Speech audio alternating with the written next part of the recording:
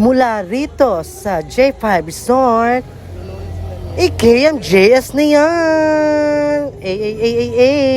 Hi guys! Welcome to my vlog again and again and together again at wala kayong magagawa dahil paulit-ulit na lang ako magba-vlog. For today's video is samahan niyo po pala kami sa birthday ni Miss Syra May. Siya po yung nakadilaw ang hair, ang pinakamaganda kong friend. First of all, syempre hinanap po namin ang resort na J5 kasi hindi po namin matunton at ang tagal din po mag-reply ng mga kaibigan ko kung nasaan sila.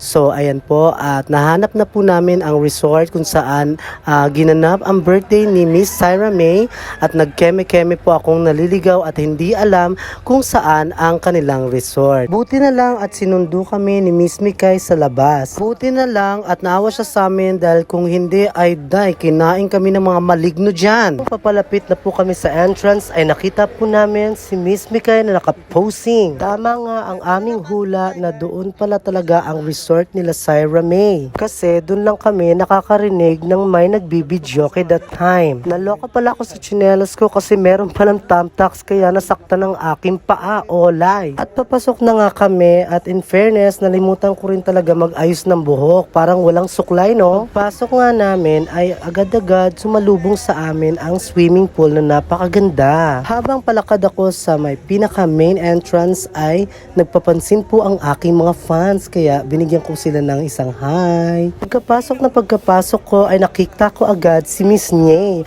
ang pinakasikat na celebrity sa buong mundo. Isa rin po siyang member ng Team Raisa. For the nomo-nomo na nga sila kasi late ako dumating. Yung iba nagbibidyoke na, yung iba kumakain at yan nga pala si Jeff. Siya ang pinaka-duck sa lahat ng mga OMS na kasama namin. Char! Keme lang, si Daniela pala talaga. Char! Andyan nga din po pala sila Miss Gigi, Harva, si Kevin, ayan, ang dami pong mga bisita, hindi ko na maisa-isa, ang gulo ng video. Sa harap po ay may design na happy birthday at may mini stage. Umakyat nga rin po pala ako sa second floor ng resort kasi nakita ko ang mama ni Syra at gusto ko rin silang isama sa vlog.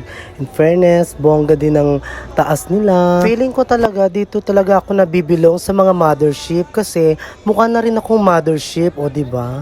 Pero fresh naman kaming lahat dyan. Shoutout nga pala sa mga mothership, mabuhay kayong lahat. Yan nga pala ang view kapag nasa taas kayo. Bumaba na rin ako kasi gusto ko lang kumain at magnomo. Habang pababa pala ako ay merong kumaway sa akin isang malapit na kaibigan, si Alfonso. Sabi niya sa akin, shut now, angle later. Pinuntahan ko na nga rin pala ang mga pagkain dahil nagugutom na rin ako. More handa si Syra May kasi nga bongga din siya at mayaman din siya. Siya lang din halos lahat nagluto ng mga handa na yan. O diba, maganda na, talented pa, masarap din magluto. All-in-one, magic sarap. At dahil nakita ko nga napapalapit na si Miss Syra May, ay ginrab ko ng opportunity para magpa-picture sa kanya. Yan nga po pala si Tisay, siya po ang nagasikaso sa akin at nagsandok ng mga pagkain. Hanap nga pala ako ng hanap sa kanin. Yung pala, meron pala sa may Gedli. Sobrang dami pala niya. OMG!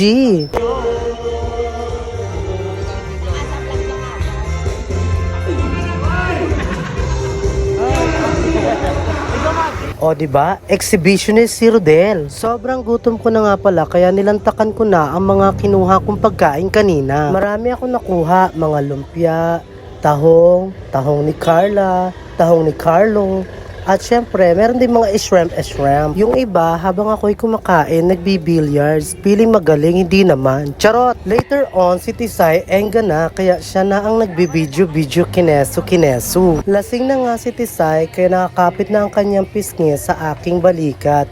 Habang ako ay naghihimay ng mga shrimp. Grabe, ang sarap talaga ng shrimp na to. OMG, first time ko ulit makakain ng mga seafoods niyan. Alam mo naman, walang pera, walang budget, kakanomo, inuna pa ang nomo, kaysa mga magkain-kain sa labas. Ayan po ang mga naggagandahang mga bisita ni Miss Syra May.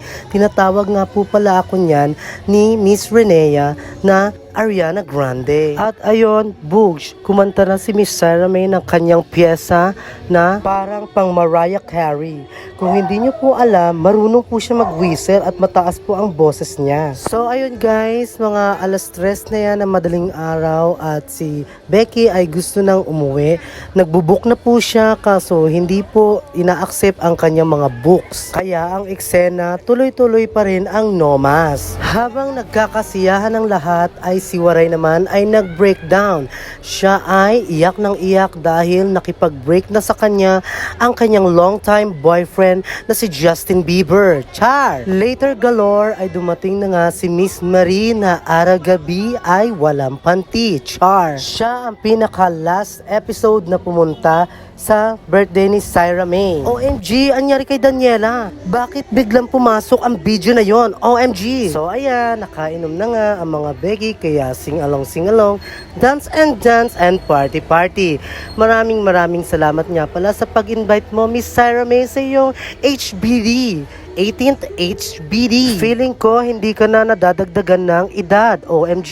So eto na nga, baklang kanalan na naman for the bardagulan na naman sa stage. Ang saya ng HBD ni Miss Sarah May. Buti na lang walang nagmaoy. OMG talaga kung meron. Sa sobrang happy na namin yan, hindi na kami nakapag-swimming yan dahil ang inintindi na lang namin kumain, magsayaw, at kung ano-ano pa. Sa wakas at natigil na rin si Tisay sa ka-eme sa stage.